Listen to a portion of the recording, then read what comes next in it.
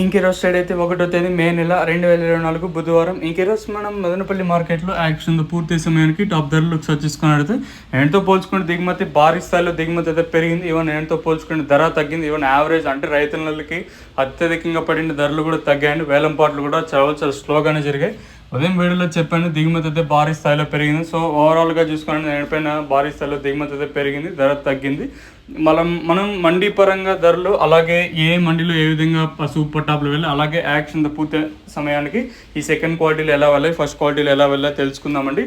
మెయిన్గా ఏమంటే ఈ క్వాలిటీ లేనికెళ్ళి ఈ థర్డ్ రకం క్వాలిటీలు విటమిన్ ఐస్ ఈ సెకండ్ రకం క్వాలిటీలు కాస్త 150 రూపాయలు ఇంకా ప్రారంభమై 160, 170, 180, 190, 200, 10, 20, 30, 40, 50, 70, 90, 300 రూపాయల వరకు అయితే సెకండ్ రకం క్వాలిటీ తెలుస్తుంది.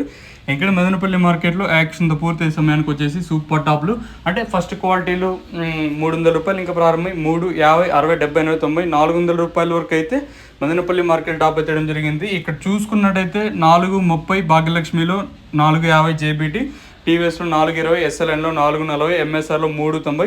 సూపర్ టాప్లు మార్కెట్ అయితే అంటే లాస్ట్ యాక్షన్లో చాలా స్లోగా జరిగిందండి. అంటే ఉదయం జరిగిన వేలంపాట్ల కంటే చివరిలో చాలా స్లోగా జరిగింది.